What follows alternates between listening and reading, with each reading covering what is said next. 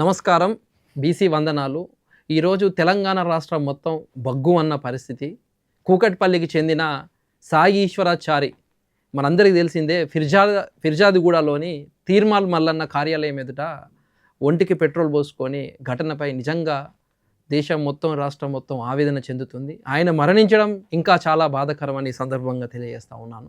తెలంగాణ ఉద్యమంలో మనందరికీ తెలిసిందే, శ్రీకాంతాచారి అగ్ని జ్వాలలతో తెలంగాణ తెచ్చాడంటే అది మనందరికీ తెలిసిందే. ఆ తరహాలోనే ఈశ్వరాచారి బలిదానం కూడా బీసీ ఉద్యమాన్ని రగిలించే ఒక కొత్త అగ్నికణమని ఈ సందర్భంగా తెలియజేస్తున్నాను. బీసీ రిజర్వేషన్ల కోసం అగ్నికణంగా మారిన సాయి ఈశ్వరాచారి గారు ఈరోజు నిజంగా బాధాకరం.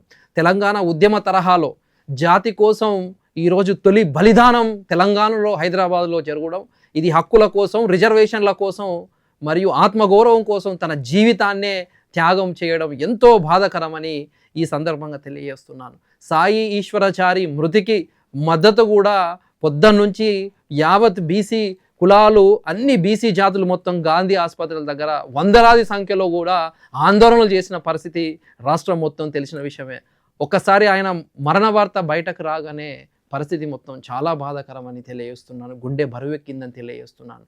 సాయి ఈశ్వరాచారి మృతికి రిజర్వేషన్ల వ్యతిరేకులే కారణమని, నిర్లక్ష్యంగా ప్రాణాలు తీసింది కూడా ఈ యొక్క రిజర్వేషన్ల వ్యతిరేకులే అని ఈ సందర్భంగా తెలియజేస్తున్నాను. 52% జనాభా ఉన్న బీసీలకు 42% రిజర్వేషన్లు కూడా ఇవ్వకపోవడం, ఈ అసమానతలే ఆయన ఈశ్వరాచారి ప్రాణాలను బలి చేసిందని ఈ సందర్భంగా తెలియజేస్తూ ఉన్నాను. ఇది సాధారణ మరణం కాదు. ఎవరు చేసిన హత్య అని ఒక్కసారి ప్రశ్నించుకుంటే రాష్ట్రంలో, దేశంలో అందరికీ తెలుస్తూ ఉంటుంది. ఈ న్యాయానికి బాధ్యులు ఎవరు ఒక్కసారి గట్టిగా ప్రశ్నిస్తే ఎవరు బాధ్యులు అనేది ఒక్కసారి మనకు అర్థమవుతున్న పరిస్థితి. అంతేకాకుండా ఈరోజు బీసీ జేఏసీ తరఫున నేను డిమాండ్ చేసేది ఏంటంటే, సాయి ఈశ్వర మృతిపై పార్లమెంటులో చర్చ జరగాలని సందర్భంగా తెలియజేస్తున్నాను. బీసీ రిజర్వేషన్ల చట్టం ఈ పార్లమెంటు సమావేశాల్లోనే ఆమోదించినప్పుడు మాత్రమే ఆయన మరణానికి ఒక అర్థం ఉంటుందని తెలియజేస్తున్నాను. మూడవది, సర్పంచ్ ఎన్నికలను వెంటనే నిలిపివేయాలని తెలంగాణ రాష్ట్ర ప్రభుత్వానికి తల వంచి నేను నమస్కరిస్తున్నాను. పొన్నం ప్రభాకర్ గారు, రేవంత్ రెడ్డి గారు ఒకసారి పునర్పరిశీలించండి. సాయి ఈశ్వర కుటుంబానికి వెంటనే రాష్ట్ర ప్రభుత్వం 1 కోటి రూపాయల ఆర్థిక సహాయం అందించాలని నేను 4వ డిమాండ్ చేస్తూ ఉన్నాను.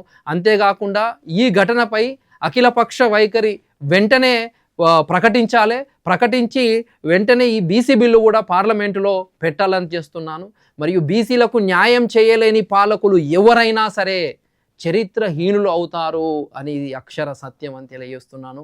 మా హక్కులు అడిగే రోజులు ముగిశాయి, పోరాడితే పోయేదేమున్నది బానిస సంఖ్యలు తప్ప అని సాధించుకునే రోజులు వచ్చాయని ఈ సందర్భంగా నేను తెలియజేస్తా ఉన్నాను. కానీ నేడు పాలకులు మౌనంగా ఉండడం చాలా బాధాకరం అని తెలియజేస్తున్నాను. అలాంటి వారికి అంబేద్కర్ గారు ఇచ్చిన బీసీ ఓటుతోనే మీకు బుద్ధి చెప్పాల్సిన సందర్భం కూడా త్వరలో వస్తుందని ఈ సందర్భంగా తెలియజేస్తున్నాను.